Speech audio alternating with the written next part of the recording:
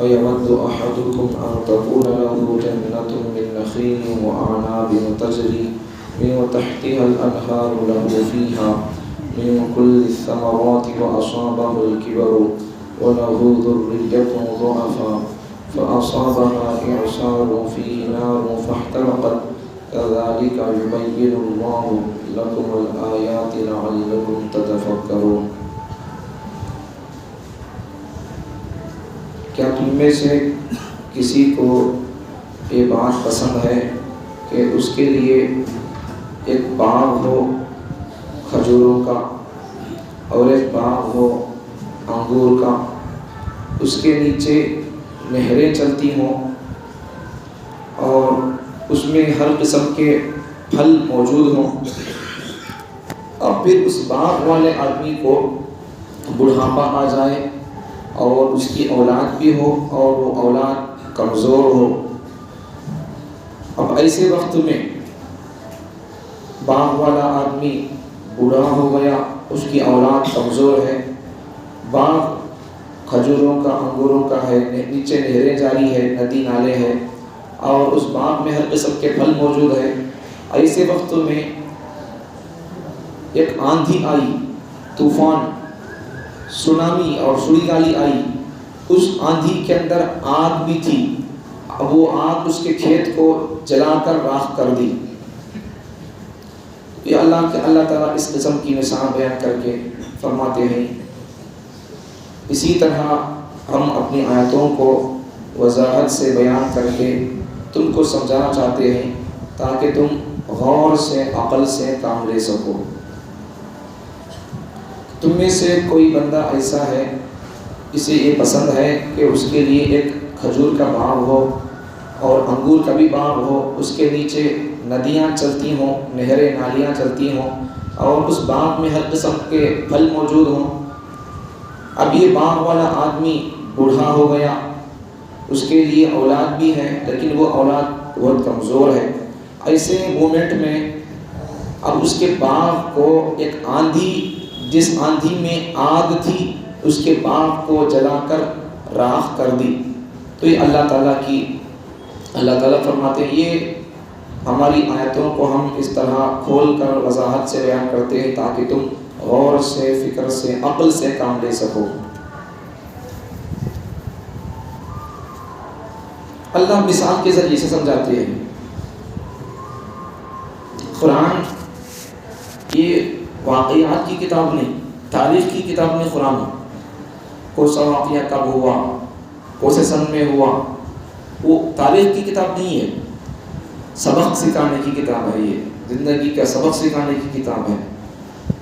موسیٰ علیہ السلام کون سے دن پیدا ہوئے ہمارے کو معلوم نہیں، تمہارے کو معلوم نہیں ہے، اور اللہ سوال کرتا بھی نہیں۔ فرعون کا اماں کا نام کیا تھا، فرعون کب پیدا ہوا، اللہ پوچھے گی بھی نہیں، اس کا تذکرہ قرآن میں نہیں بھی ہے، اس کی ضرورت بھی نہیں ہے۔ جو چیزیں ضرورت کی ہوتی ہیں سبق کے طور پر وہ پوچھتے، جو چیزیں ضرورت کی نہیں ہوتی وہ نہیں پوچھتے۔ بچے کو اسکول گیا نہیں گیا پوچھتے، سو اسکول میں کتنے کھڑکیاں ہیں، کتنے گیٹاں ہیں، یہ سب نہیں پوچھتے، کیونکہ وہ ضرورت کی چیزیں نہیں ہیں۔ بالکل اسی طریقے سے قرآن بھی یہ تاریخ کی کتاب نہیں ہے، یہ انسانوں کو انسانیت کا سبق سکھانے کی کتاب ہے، مخلوق کو خالق سے جوڑنے کی کتاب ہے۔ تو اللہ تعالیٰ اب اس میں احکامات بھی ہے، مثالیں بھی ہے، واقعات بھی ہے، پچھلی قوموں میں ماننے والوں کا حال کیا ہوا، نہ ماننے والے ان بندوں کا ان کا انجام کیا ہوا، وہ ساری چیزیں بیان کرتا ہے قرآن۔ یہاں بھی اللہ تعالیٰ مثال سے بیان کرتے ہیں۔ اب یہ تاریخ کی کتاب بھی نہیں ہے، اب خالی مثالات بولتے رہنا، خالی قصے بولتے رہنا، ایسے خالی قصوں کی کتاب بھی نہیں ہے اور خالی مثالوں کی کتاب بھی نہیں ہے۔ لیکن اللہ تعالیٰ جب جہاں ضرورت پڑتی ہے، موقع پڑتا ہے، وہاں اللہ تعالیٰ قصے بیان کریں گے، مثالیں بیان کریں گے۔ کیوں؟ اس لیے کہ قصوں سے، مثالوں سے انسانوں کو بات جلدی سمجھ میں آتی ہے، اس لیے اللہ تعالیٰ کبھی کبھار قصے بیان کر دیتے، اس قصے کے ذریعے سے ہم کو کیا سبق ملتا ہے وہ سمجھانا ہوتا ہے، کیونکہ قصہ سن کر جانے کا نہیں ہوتا۔ موسیٰ علیہ السلام کا قصہ ہے، یوسف علیہ السلام کا قصہ ہے، ابراہیم علیہ السلام کا قصہ ہے، ابراہیم علیہ السلام کعبۃ اللہ کو بنے سو قصہ ہے۔ وہ ساری جو قصے واقعات ہیں اس کے ذریعے سے ہم کو سبق کیا ملتا ہے وہ سمجھانا ہوتا ہے، خالی قصہ سنانا مقصد نہیں ہوتا ہے۔ تو یہاں اللہ تعالیٰ مثال سے سمجھاتے ہیں کہ تم میں سے کون بندہ ایسا ہے کہ جس کے لیے باغ ہو کھجور کا اور انگور کا بھی باغ ہو، کسے پسند نہیں ہے؟ اب ہمارے حساب سے اگر دیکھ لیں گے تو ہمارے حساب سے کسی ایسا نہیں ہونا جس کے لیے 10 ایکڑ مرچی کے کھیتا ہوں، کوئی پسند نہیں کرے گا، اسے پسند کرے گا ہر ایک بندہ۔ تو یہ قرآن مجید اللہ تعالیٰ نے جو نازل کیا ہے پیغمبر صلی اللہ علیہ وسلم کے شہر کے زبان میں نازل کیا، اور پیغمبر صلی اللہ علیہ وسلم کے زمانے کے لوگوں کے دماغوں کے حساب سے نازل کیا، لیکن یہ سب کے لیے پیغام دے گی، سب کے لیے سبق سکھائے گی۔ اب یہ قرآن تو نازل ہوا عربی کے اندر، اور پیغمبر صلی اللہ علیہ وسلم کے شہر کے لوگوں کی مینٹالٹی کے حساب سے نازل ہوا ہے۔ اب اس لیے اب قرآن کو سمجھنے کے لیے کیا کرنا پڑے گا؟ ہم کو بھی عربی سیکھنا پڑے گا، عربی پڑھنا پڑے گا، پھر عرب کے محاورات کیا ہے وہ بھی سمجھنا پڑے گا۔ یہ ساری چیزیں ہوتی ہیں، پھر یہاں اس میں جانا نہیں ہے، سمجھانا یہ ہے کہ اللہ تعالیٰ مثال بیان کیے۔ تو پیغمبر صلی اللہ علیہ وسلم کے زمانے میں عرب کے ماحول میں کھجور کے درخت زیادہ ہوتے ہیں۔ اسی طرح جنت کا ماحول دیکھیں گے تو جنت کے ماحول میں انگور ہوتا ہے زیادہ، جنت میں انگور ہوتا ہے، انار ہوتا ہے، تو عرب کے علاقوں میں زیادہ تر کھجور ہوتا ہے، تو اس لیے اللہ تعالیٰ وہ بیان کیے۔ تو کون آدمی پسند نہیں، کسے پسند نہیں ہے تم میں سے کہ اس کے لیے ایک باغ ہو کھجور کا، ایک باغ ہو انگور کا؟ اب ہمارے حساب سے دیکھیں گے تو پھر یہاں کے حساب سے کوئی اچھا کھیت سمجھو، اسے یہاں کے حساب سے مرچی کا ہو، جاری کا ہو، اور کسی اور میوے کا ہو، کسی اور ترکاری کا ہو، کسی اور چیز کا، تو وہ کھیت اسے ہونا پسند کون نہیں کرتا؟ جو چیز اس وقت میں زیادہ قیمتی ہے وہ چیز، وہ کھیت اسے کسی پسند نہیں ہوگی، ہر کسی کو پسند ہوگی۔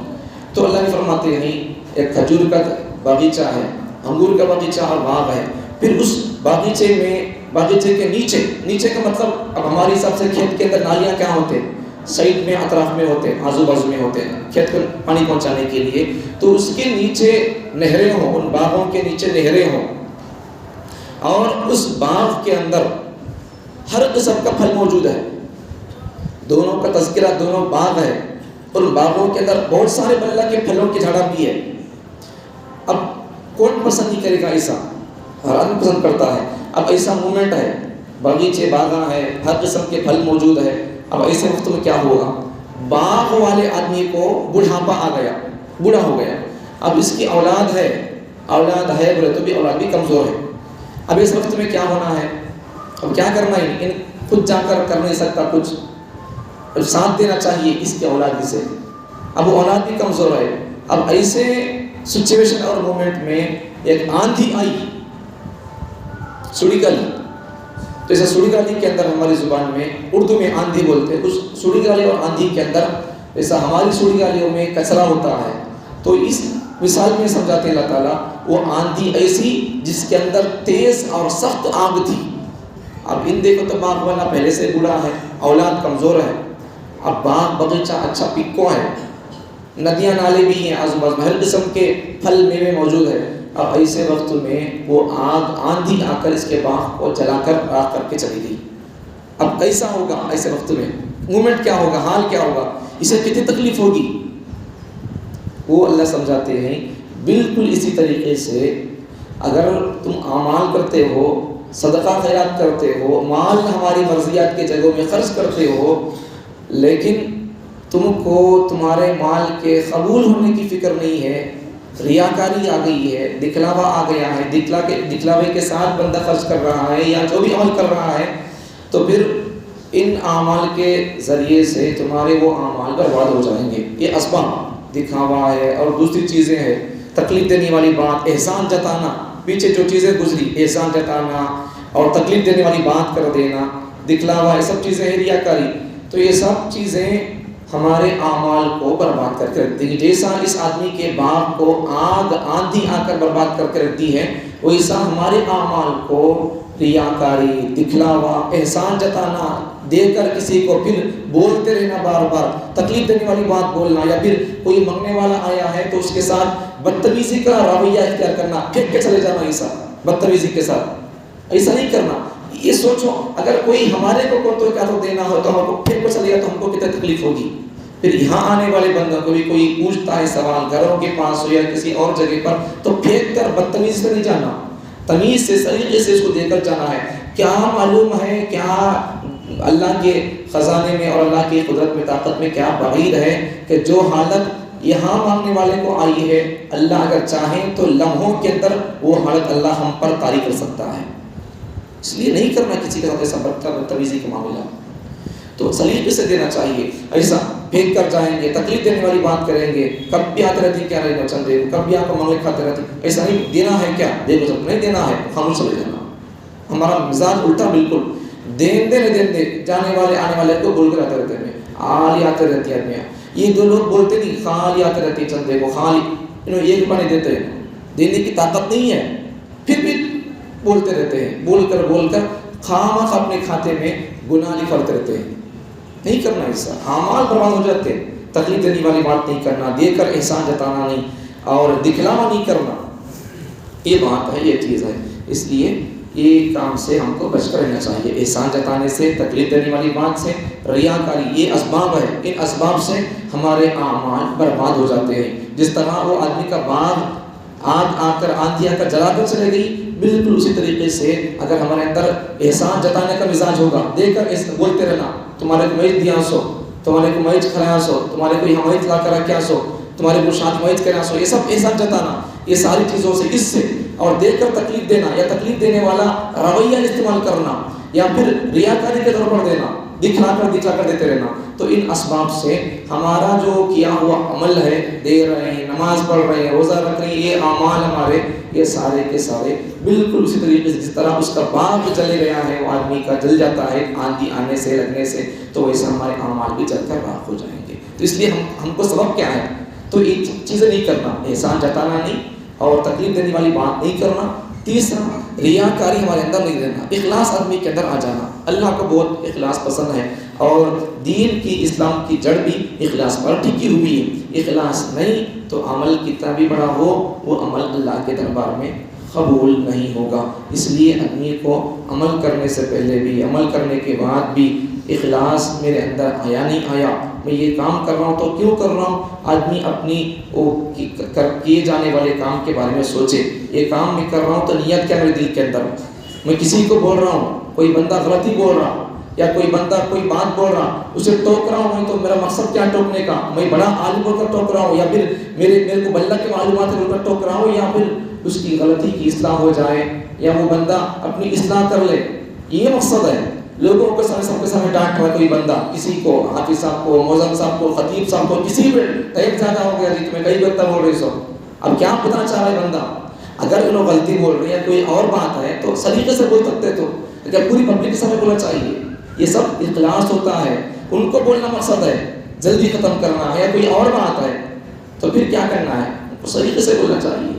تمیز ہوتا ہے، اخلاص ہر چیز کے اندر ضروری ہوتی ہے، ورنہ اخلاص نہیں ہے تو پھر ہر کام ضائع ہو جائے گا. ایک مثال سے آپ کو سمجھاتا ہوں اخلاص کیا ہے. ایک بزرگ تھے، ان کا نام ذہن میں نہیں ہے. وہ بزرگ کیا ہوا، پہلے زمانے کا قصہ. ایک بادشاہ کے شراب کا ایک لوڈ جاتا تھا، اس کے بعد جاتا تھا تو یہ بزرگ کو معلوم ہوا کہ بادشاہ مسلمان ہے اور شراب اس کے نام سے جاری ہے، اس کے محل تک جائے گی شراب. اب بزرگ کو معلوم ہوا تو انہوں کیا کر دیے، جائے فوراً جا کر وہ بزرگ وہ لوڈ جتنے تھے، جتنے گاڑیوں کے اندر یا 100 بندے سمجھو یا 100 ہنڈے سمجھو یا 100 گاڑیاں، جتنا لوڈ تھا سب توڑ پھوڑ کر ختم کر دیے، صرف ایک چھوڑ دیے. اب بعد میں بادشاہ کے لوگ بادشاہ کو رپورٹ کر دیے، شکایت کر دیے، ایک آدمی ایسا توڑ دیے شراب کے پورے مٹکے.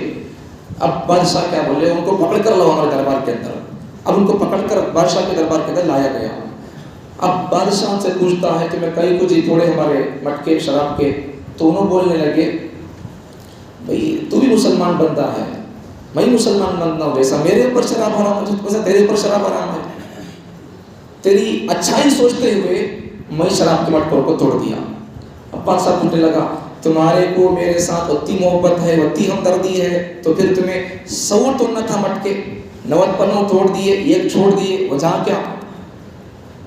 وہ بادشاہ پوچھتا سوال، یہ سوال کیا بادشاہ، تو وہ بزرگ کہنے لگے جب تک میں مٹکے توڑتا گیا 1 2 3 4 تو تمام مٹکے جب توڑ رہا تھا میرے دل کے اندر ارادہ تھا میں تجھے شراب سے بچا رہا ہوں، اللہ کے لیے توڑ رہا تھا میں، شراب حرام ہے، کوئی بندہ نہیں پیا، جیسا میرے لیے شراب حرام ویسا تیرے لیے شراب ہے، تو اللہ کی رضا کے توڑ رہا تھا میں۔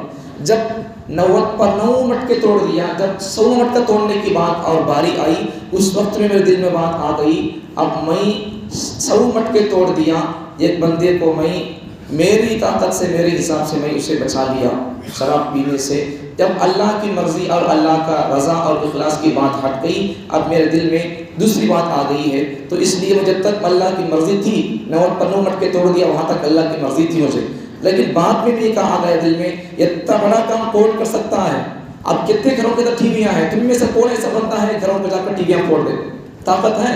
نہیں کر سکتے، تو پھر وہ بزرگ کیسے کرے ہوں گے؟ وہ ٹکر بادشاہ سے لینا ہے معمولی بات ہے، تو انہوں نے وہی بولے سو، تو جس بندے کے اندر اخلاص ہوتا نہیں، ان کسی کی پرواہ نہیں کرتا، انہیں ناراض ہوتی ہیں، انہیں ناراض، یہ سب نہیں ہوتا اس کے پاس، بات حق کی ہے بول کر چلتے رہیں گے، وہ بادشاہ ہو، سی ایم ہو، پی ایم ہو، کسی کی پرواہ نہیں ہوگی، زیادہ کیا ہوگا، جان چاہے گی اتنا ہی ہے، اس سے اب آگے اور کوئی کام تو نہیں ہوگا بس۔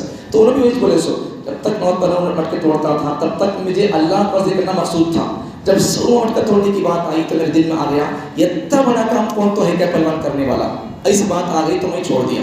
دیکھیں انہوں کام کرنے سے کون سا کام کر رہی انہوں؟ برائی سے روک رہی بندے کو، وہ بھی کیسا روک رہی؟ اللہ کے لیے روک رہی۔ جب 90 پر مٹکے توڑتے تھے اللہ کی رضامندی سامنے تھی، جب 100 مٹکا توڑنے کی بات آئی تو اللہ کی مرضی ہٹ گئی، ان کو محسوس ہوا، تو اخلاص والے بندوں کو انہوں اخلاص سے کر رہے ہیں یا ریاکاری کے لیے کر رہے ہیں، ان کو سب اللہ تعالیٰ الہام کرتے رہتے ہیں۔ تو ہماری کوئی بات نہیں ہے، جو بھی کام کرتے جاتے ہیں اس کے اندر اخلاص ہے نہیں ہے یہ سب ہمارے لیے کوئی بات اور واسطہ نہیں ہے، کیسا ہے ویسے کرتے جاتے رہنا ہے، ایسے کرتے جاتے رہنا ہے۔ بندے کو اپنے ایمان کی فکر ہونا ہے۔ بزرگوں نے کتابوں میں لکھا ہے کہ جس بندے کو اپنے ایمان کی فکر نہیں ہے، مطلب اپنے ایمان کے زائل ہونے کی فکر نہیں ہے، میرا ایمان ہے چلا گیا بھائی، اس کی فکر نہیں ہے، سمجھو کہ وہ بندہ اس امت کا منافق ہے۔ بندہ اپنے ایمان کے بارے میں متفکر رہے، میرا ایمان ہے چلا گیا۔ اس لیے بزرگوں نے کتابوں میں لکھا ہے کہ ایک مرتبہ صبح کو اٹھے تو کلمہ پڑھ لو، لا الہ الا اللہ، سو کر اٹھنے کے بعد کی دعا پڑھ کے کلمہ پڑھ لو، ایک مرتبہ جب سوتے ہو تو پھر ایک مرتبہ کلمہ پڑھ لو۔ دن میں ہمیں کیسے باتیں بولتے ہیں، کیسے کام کرتے ہیں معلوم نہیں، ایمان چلے جاتا کب کی، ایمان جاتا سو ہوتا سو ہمارے کو معلوم نہیں ہوتا، کب جاتا معلوم نہیں، کب آتا معلوم نہیں، تو کچھ جملے ہوتے ہیں کفریہ جملے، ان سے ایمان چلے جاتا ہے۔ تو جس بندے کو اپنے ایمان کے زائل ہونے کی، چلے جانے کی فکر نہیں ہوتی ہے تو پھر وہ بندہ منافق ہوتا ہے۔ منافق آدمی کو جو اس کے ایمان کی فکر نہیں ہونے کا، مومن مسلمان بندے کو اپنے ایمان کی ہمیشہ ٹینشن اور فکر رہتی ہے، میرا ایمان ہے جاتا ہے، ایک فکر رہتی ہے اسے، موت تک بھی وہ بندہ اپنے ایمان کے بارے میں فکر کرتا رہتا ہے، میرا ایمان ہے چلے گیا، ایک فکر رہتی ہے۔ تو ہمارے لیے سبق اور پیغام کیا ہے؟ اخلاص ہونا، کسی سے کوئی بات کرے، کوئی ہدیہ دیے، کوئی تحفہ دیے، کوئی بات کسی کو بولنا ہے، کسی کو غلطی سے روکنا اور ٹوکنا ہے، اچھی بات کسی کو بتانا، ساری چیزوں کے اندر اخلاص ہو، اللہ کا مقصود ہو، میں لوگوں کو بول رہا ہوں بھائی میں بڑا کام کر رہا ہوں، ایسا مقصود نہ ہو، میں اس اللہ کا کام ایسا نہ ہو ہمارے دلوں کے اندر، میں اللہ کی یش کر رہا ہوں، اللہ کے لیے کر رہا ہوں، اللہ کے رضا دل سے ہٹ گئی تو پھر بولنا چھوڑ دے، ورنہ پھر دوسروں کو بولتے ہیں لوگ، ہم یہ بول لیں سمجھیں کہ میں بلّہ کا بول رہا ہوں، بلّہ کا سمجھا رہا ہوں لوگوں کو، اگر ایسی بات ہمارے دل کے اندر آ رہی ہے، میں دین کا بلّہ کا کام کر رہا ہوں، لوگوں کو بلّہ کا بلا رہا ہوں، میں جتنا لوگوں کو گھروں کے پاس پھر کر رہا ہوں اتنا کوئی نہیں کر رہا، ایسا اگر دل میں آ گئی ہے تو اس وقت تمہیں بہتر یہ ہے کہ چھوڑ کے خاموش رہ جائیں، اس لیے کہ اب تمہیں کام تو کر دیے لیکن ریاکاری دل کے اندر آ گئی، جس کام کے اندر ریاکاری آئے گی اس کام کا 1% بھی اس کا ثواب نہیں ملے گا۔ تو اس لیے جتنا ہو سکے آدمی ریاکاری سے بچنے کی کوشش کرے، چھپنے کی، اپنے آپ کو چھپانے کی کوشش کرتا رہے۔ اللہ تعالیٰ مجھے اور آپ کو اخلاص عطا فرمائے، ریاکاری سے اللہ تعالیٰ محفوظ رکھے۔